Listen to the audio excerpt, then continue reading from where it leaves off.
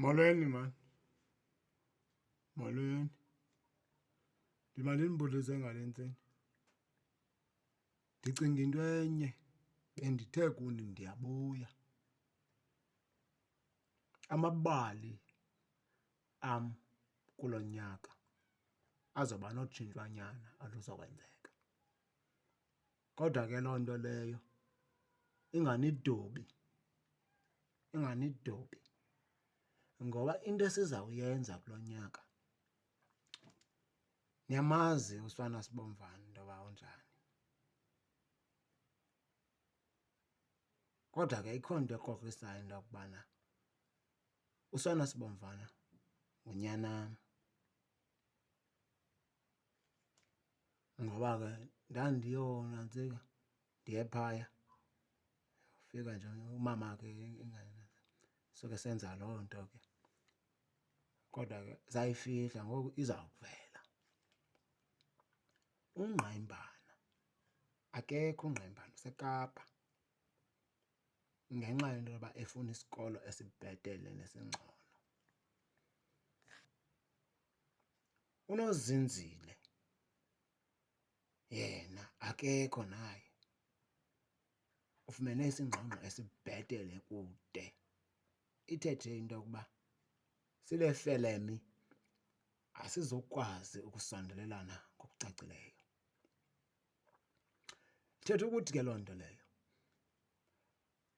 kwizinto ebesizenza kuzawubakho utshintsho, ngoba mna andizohlala ndedwa mna. Khona umfazi esendimbonile ozayo omtsha,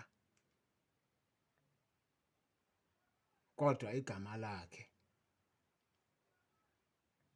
andizomtshintsha, Nozinzile, ngoba ndifuna umntu ahlala apha ekhaya. Izoba nguNozinzile.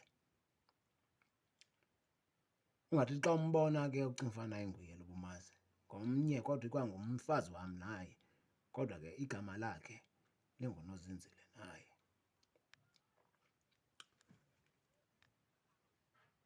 Ndicinga into yoba ndinicacisele, amabali ethu azawuthanda ukuba ngqaphuqaphu ngoba umntu lo uxakekile.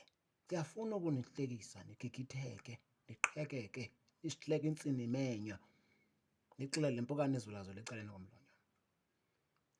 Kodwa ngenxa yezinto esinazo nemisebenzi esinayo isenza sixakeke ngokusisimanga. Ithethe ukuthi ke ukunigigithekisa nokunixokozelisa amazinyo kuzawuba ligcuntswana, kodwa siza kuqhubekeka sikwenza oko njengokuba niyazi loo nto. Akukho ngxaki sinayo nonkosikazi, kungekho ngxaki sinayo noNozinzile tu. Akho ngxaki sinayo noNgqaimbana, nosana sibomvana, noqhaka lakhe, basekhona. Qha zingqakeko, kuthe saa kuyashiyashwana kwamantshontsho enkukhu. Nantso ke into ebendize nayo. Kukho eli qembu lam lomculo, livulile nalo, livulile eli qembu lam lomculo kulo nyaka.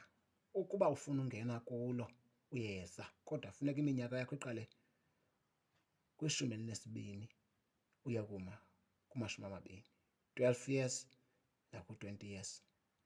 Nindivile. Happy Valentine's man. Ndiyandithanda. Ndiyandithanda. Baba yini.